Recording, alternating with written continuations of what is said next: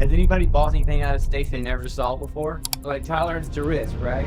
So I talk to investors a lot of times and they're like, man, I just can't imagine buying something that I can't put my eyes on. That's okay, by the way. We're not saying like, well, you better suck it up. Like that's, everybody has to have their plan, right? So I only have one building in Virginia now. It's a 52 unit in Norfolk.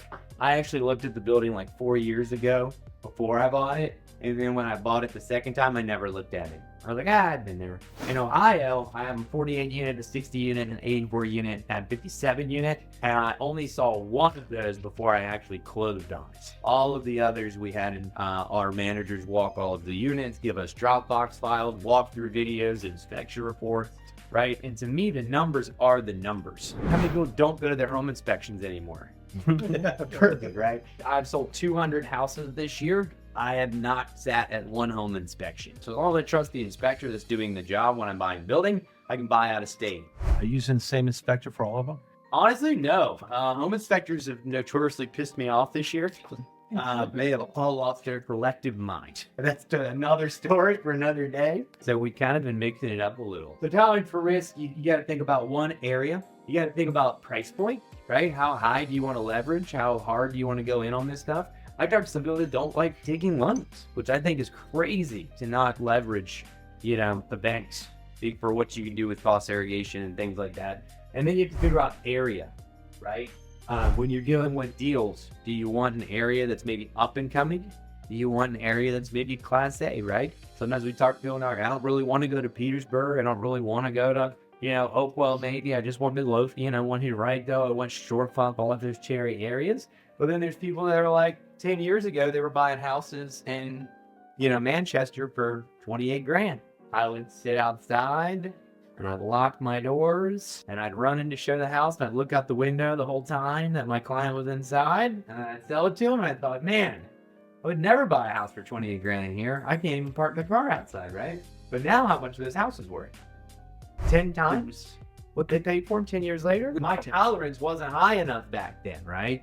But all the landlords that I was selling stuff to back then for 20,000, 30,000, 40,000, 50,000, they made bank, right? So you're just trying to figure out what is your tolerance for risk and then what's your tolerance for dealing with the actual process, right? Do you want something that's turnkey? I just sold 4 condos to a guy that were brand new construction in the town of Midlothian because he was like, I have $1 million.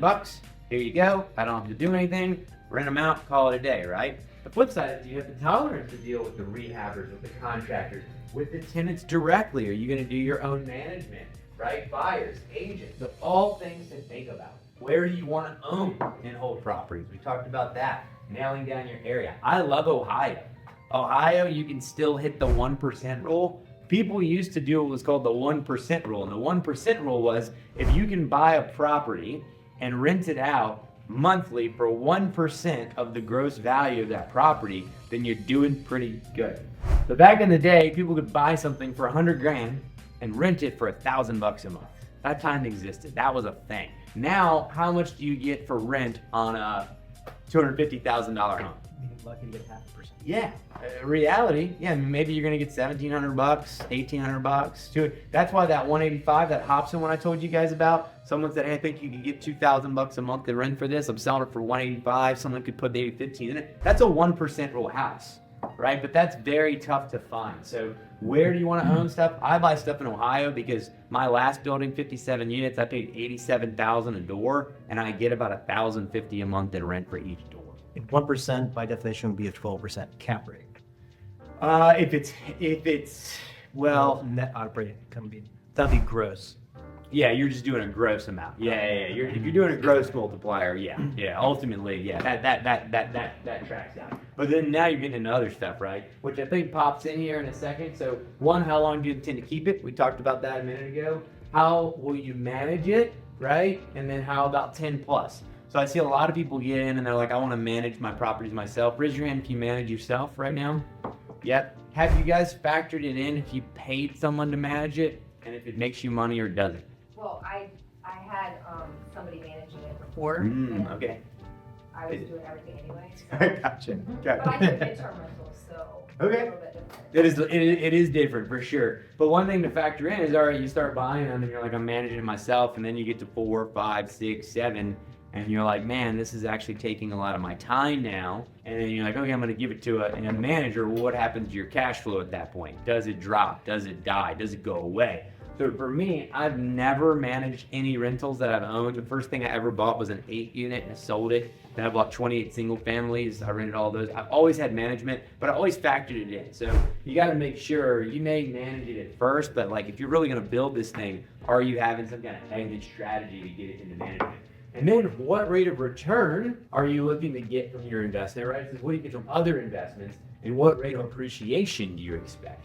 So this is where the risk tolerance comes in a little bit, right? Because if you buy in a cherry area that's already at the top of the market, your appreciation could be a little lower than if you were to go to maybe an up and coming area, right? That's gentrifying, that's turning over, that's flipping a little bit faster. But then the same thing with your rate of return. What kind of rate of return do you guys think you should get out of a rental property? Or what do you want to get? Any feedback when you're looking to do a number right now? But annually, Yeah. 5 would be a basement for me. Okay. All right. And that's a cash on cash, right? Not a cap rate. Cash on cash. Okay. Anybody else have a number they want to throw out? That's about 10%. I like 10. I'll tell you this. All of the apartments that I do, if I offer limited partnership investments with people, I give them a preferred return of 8%. And I try to pay that to them quarterly, right? So each quarter they're going to get a check, right? And hopefully at the end of the year it's 8%. Anything after 8%, I take a 25% waterfall off the top, and then I divvy it up again, right? So if I make an extra $100,000, I'm gonna pull 25 grand off the top, and then that 75 grand is gonna divvy down in addition to the 8% that they've already made. The building that we just bought, we're actually gonna give back probably 20% in year one to the investors.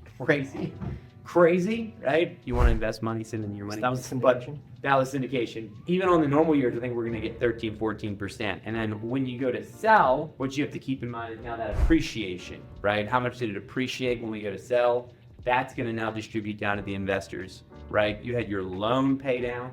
So all of that is going to divvy down, right, to the investors. You have all of your depreciation. So I want y'all to nail these numbers down for yourself if you're looking to start an investment portfolio, because really every single deal starts with analyzing the numbers, right? That's the very first thing you do. So I mean, for me, I can run through apartment deals really fast and start to underwrite it. And if I see that it's not going to make me 8 to 10%, I just move on to the next deal. You know what I mean? There's no point in me looking at something that's making 4% or breaking even or losing money and then trying to work a deal and put in offers. Does that make sense? Any questions about any of this before we move forward? Are you looking at both cash on cash versus like cap, or does it matter to you?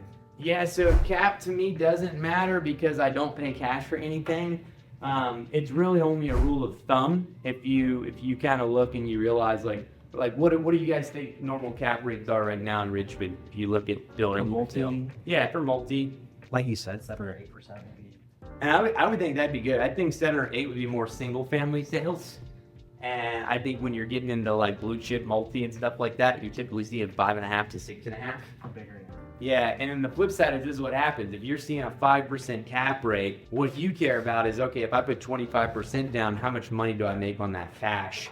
And the reality is if somebody's at like a 4 or 5 cap and they're projecting it on like future numbers, and then you realize you're only gonna make like 5% on your cash or 4, then it's probably a waste of time. Do I care about cap rate? No, but if I see something like an 8, I know that the cash on cash is actually probably going to be better than that. And then I'm probably going to start looking. So I will look at the loose cash on cash in a listing if it's listed. And like if the NOI puts me at 8.5, then I'm like, ooh, let me underwrite this. And then I start underwriting. What's 20% down give me cash on cash? What does 25% give me? What does 30% give me? You know, the last building that we bought, we actually put about 50% down. And we only did that because we assumed the loan had a 3.75% interest rate. So it was just for quiet. But because of the low interest rate, because of 50% down, we put in $2.7 million. We're going to make like 3 something, well, 4, 5 something next year. So now we're talking about renovating the whole. So we kind of talked about this a little bit. We like low middle market value properties in neighborhoods. And we talked about areas and things like that. We typically don't like the really, really, really low end stuff. When you start getting into a lot of the lowest end of lowest end, even some government properties, who likes Section 8? Some people say, oh, and if they trash your house, Section 8 isn't going to re-up their vouchers and they're not going to be able to get rentals again. So they care about your property. No one on Section 8 cares about your property. I would tell you, as a guy that has owned like 20, 30 Section 8 properties at a time, almost every single one gets devastated, and you end up spending $7,000 to $8,000 to turn it back over rather than like the $800 to $1,600 that you made outside. I mean, stuff just gets demolished. So we like to avoid the really low stuff, but we also like to avoid the really high-end stuff, right? And again, this comes back to what are you looking for, cash flow or appreciation? There's a lot of guys in Richmond, if you drive around and you're seeing all these big high rises go up, right? You're seeing these really nice apartments, these luxury apartments. They're beautiful properties, right? How much money do you think these guys make on them in the first year, 2, 3, 4, 5? Are taking a loss sometimes. They're typically 0% in the first year or two. I've been pitched the pro formas as an investor, like as an LP, where these guys reach out, they know me. So they're like, hey, here it is. Are you interested in investing? And when you look at it, you're typically 5 years in before you start getting anything really back decent. And then even then you're like 6%, 5%. So this is like a 15, 20-year play. And it's Like a really, luxury apartment? yeah, it's really an appreciation play. And not even necessarily luxury, but even just new construction, right? So most of this new construction is higher end stuff, and it is hard to make the numbers work. So that mid-tier is really nice, that working class where you're getting that person that maybe doesn't have the money to go buy the home, they don't have the down payment money, but they're willing to take care of your stuff. Fixing what's broken. We're not flipping houses. So now let's break down BRRRR, because you said you didn't know what it stands for. So let's break it down. It stands for buy, renovate, refinance, and repeat. So the strategy with a BRRRR is that you're gonna buy a house, you're gonna fix up what's broken. Again, these typically aren't gut job renovations. You're not going for something that needs all new wiring, all new electrical, all new panels, roofing, exterior, siding, all the things. And if you do that, you really gotta get it really cheap. But really what you're doing is you're trying to fix it up cosmetically to get it rental ready. So remember we talked about luxury rentals a second ago? You're not having to go in and put in, quartz countertops, and you're not having to go in and do all of the really high-end finishes. You're just trying to get it rental ready to the point where you know you're going to be able to get the top market rent that you can get, right? And I say top market rent because you could also do it really low end and then maybe not be able to push, rent. So you want to be reasonable in it, but the whole point with a BRRRR is that once you buy that property, once you renovate it, and once you refinance it, you're actually trying to pull all of your cash back out that you put into the property. Because when we talked about cash on cash return, we said 5%, 10%, right? Imagine if you were making $200 a month on a house, but you got all of your cash back out. So now you're making $2,400 a year, you're paying down a property. What's your cash on cash return at that point? Infinity. It's okay. I thought not 100. Yeah, like it's infinite, right? Because you don't have anything Or in you can the even property. get more cash back than you put in. Correct. And sometimes, like he said, you can actually get more cash than what you put in. With the BRRRR, 10 years ago was like the easiest thing in the world to do. Now it's a little tougher because of price points. So you're really having to go after wholesale deals. You're really having to go after off-market deals. You're really having to go after distressed sellers and people that you can buy these things cheaper so that you can make it work. Yeah. I'm not too familiar with like the wholesale process. Yeah, so wholesalers, they're the bottom barrel of the real estate world, right? I mean, just because, right? Like, what's the wholesaler say? Well, I don't want to have legal liability. I don't want to have a license. I don't want to invest any money. I don't want to invest any money. I want the best loophole I can to get out should I not want to buy. So I'm not saying there aren't nice wholesalers out there, but the pitch is that wholesaler comes in with no accolades, no license, no credibility, no money most times. And they're going to say, hey, I'm going to give you $120,000 for your house because they know you'll pay $150,000 for it. And they lock it up at $120,000. They have a contract and they make that contract assignable. And once that contract's assignable, they never close on the property because all they're going to do is assign it to you. You're going to pay $150,000, and at the closing table, that wholesaler is going to take $30,000 off the top. So they have no money invested. They make $30,000. You get your house for $150,000, and you move on with your flip. Then you put $30,000 in, you sell it for $250,000, you make $50,000, but the wholesaler made $30,000 and did nothing. And if you don't know who wholesales in Richmond, literally just Google Richmond wholesalers. A bunch of stuff will pop up. Get her number after this, right? Get my number, whatever. Like I said, I do it. I'm not trying to trash wholesalers. I'm just saying that is what they are. They're typically notoriously untrustworthy. I mean, it is. They're the number one source for deals. But they are. They make all the It's like- calls for it.